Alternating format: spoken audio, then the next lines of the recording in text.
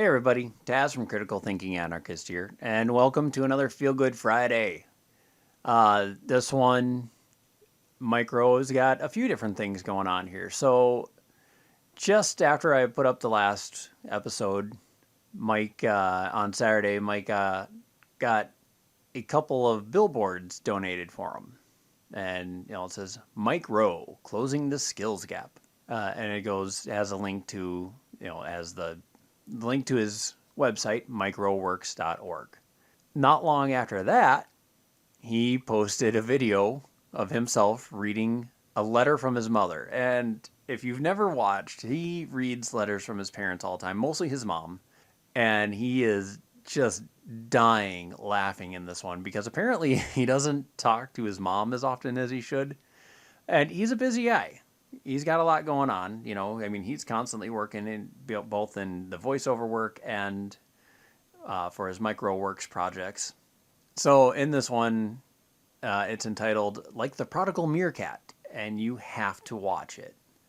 I will post a link below, but it is just hilarious, him going on reading his mom's letter. He's literally crying in the video. He's laughing so hard.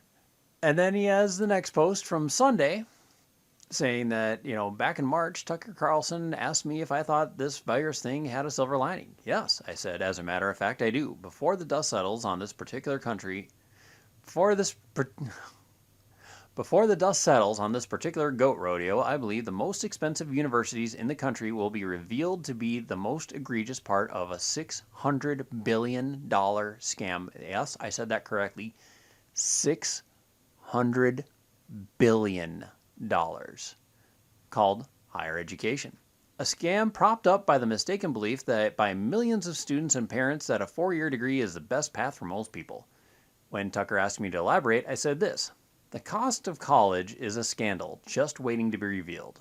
Currently, we have over $1.6 trillion, and again, $1.6 trillion in student loans.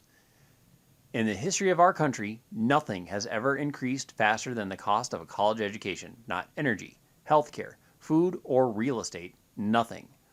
But this virus, I said, is going to reveal just how craven our institutions of higher learning have become. Just watch. I said, long-distance learning will become the norm for the rest of the year. And during that time, the most prestigious universities in the country will refund nothing to their students. Zero. After blathering on for decades about the value of college experience and the importance of being on campus to experience the full value of what they have to offer, these same universities won't refund a penny in tuition. Just you watch. Well, as I've told you before on this page, I hate to say I told you so, so I won't. Instead, I'll let this guy tell you. Check out this short article in the journal just a few days ago and the policy of it at Villanova.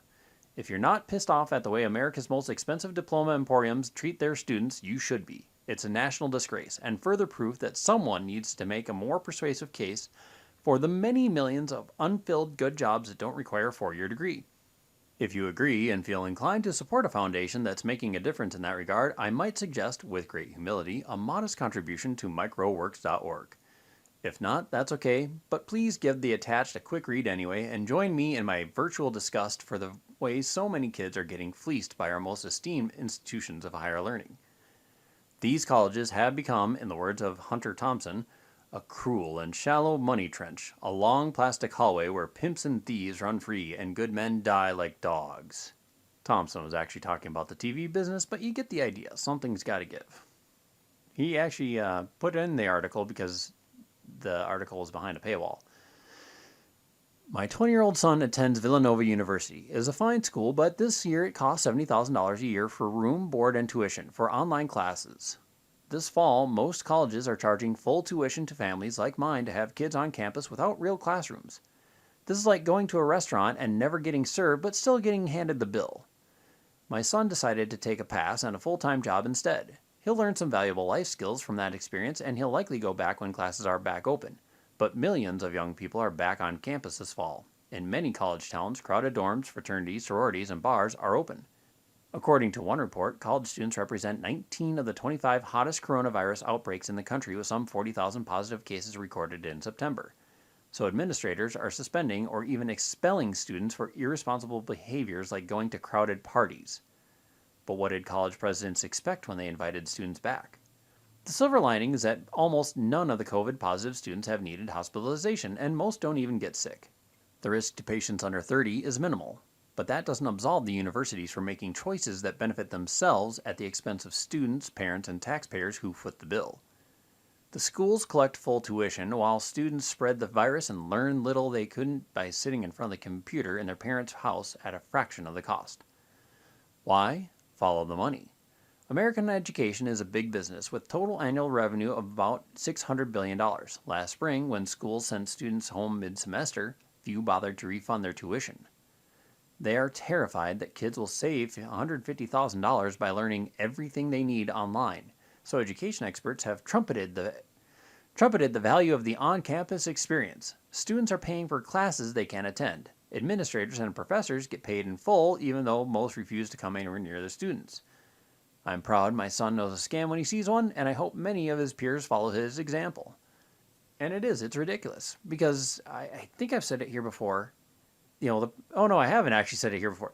One of the problems that there is with student loan debt being so high is that you're giving 18 to 25-year-old morons tons of money, and they don't know what to do with it. This is free money to them, and they stay in school because as long as you stay in school, you don't have to pay that back. So they rack up more money that they're taking out on these loans, not having to pay back, but eventually you have to leave, and you got to pay it back. And that's, some of them really do go to prestigious schools, and that's just the way it goes.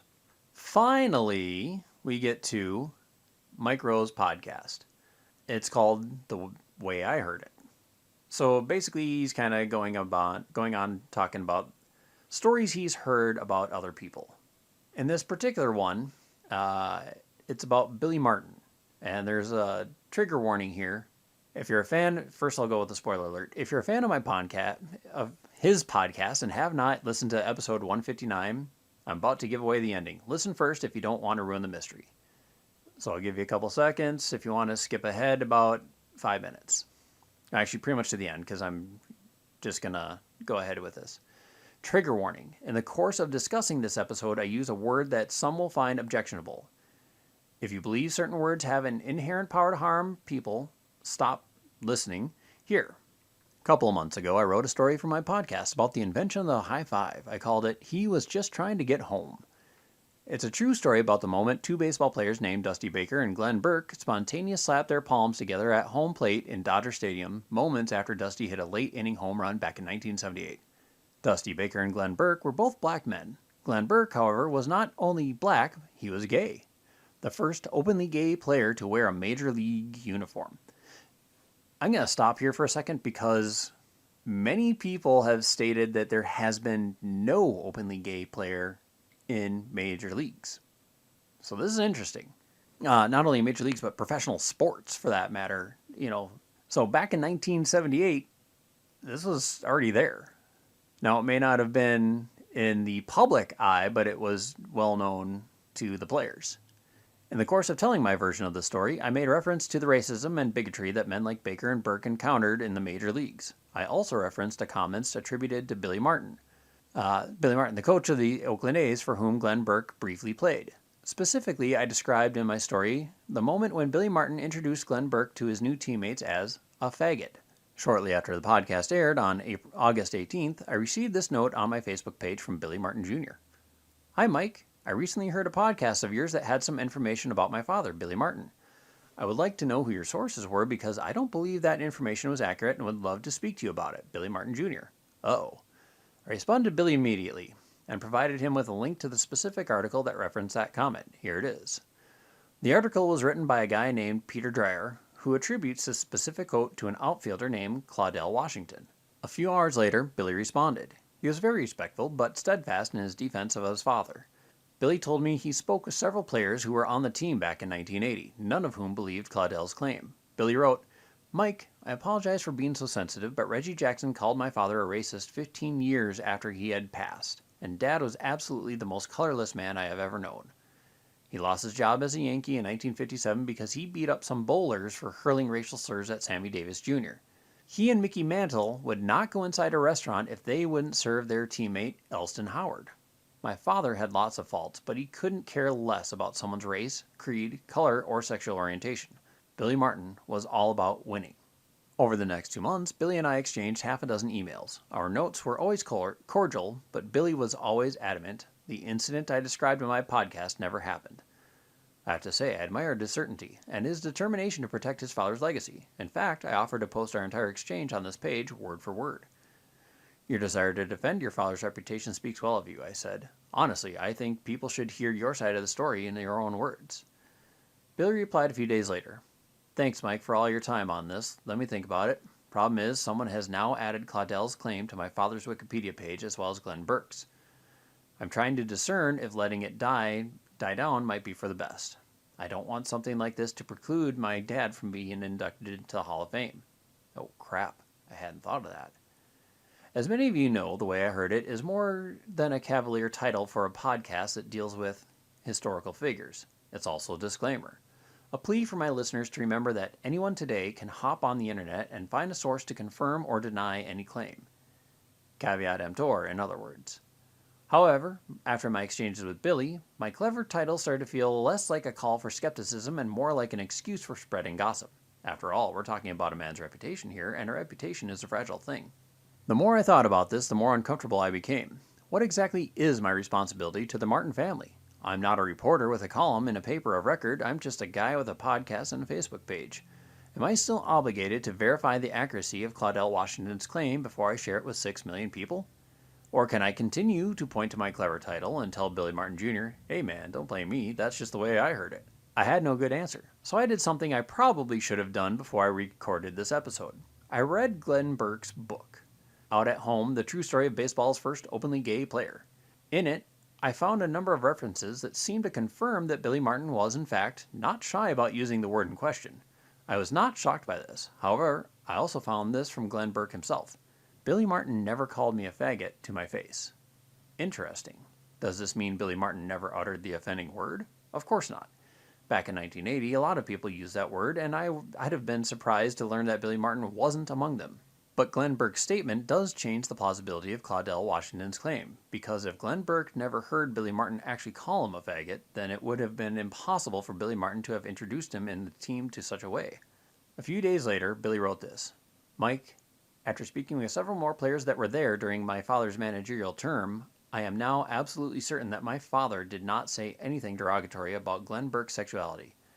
I spoke to catcher Mike Heath, outfielder Dwayne Murphy, traveling secretary Mickey Morabito, and clubhouse manager Steve Vucinich. I hope I got all his names correct. They were all there during that 1980 spring training, and all of them absolutely deny anything like that ever happened. Thanks, Billy Martin Jr. Okay, let's recap. A reporter named John Dreyer claimed that an outfielder named Claudell Washington said a manager named Billy Martin introduced the first openly gay man to play Major League Baseball as a faggot 40 years ago. I then repeated that claim in a podcast about the invention of the high five. Was I wrong to do so? I think maybe I was. Not because I shared a claim I couldn't personally verify, but because I forgot something. I forgot that we live in an age where our ancestors are held to a standard that didn't exist when they were alive. An age where an accusation is enough to pass judgment. An age where a man is considered guilty if the internet says he is. I forgot that in this day and age, Billy Martin Jr. has good reason to worry about the way his father will be remembered. Of course, Glenn Burke also had some things to say about the age in which he lived. Clearly, the good old days in Major League Baseball were a nightmare for people of color, and even worse for homosexuals, doubly so for a black homosexual. That's why I wanted to write about it.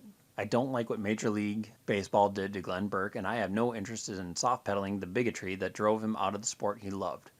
But neither do I have any interest in contributing to the cancellation of Billy Martin 40 years after his alleged transgression. What's the point in keeping this man out of the Hall of Fame?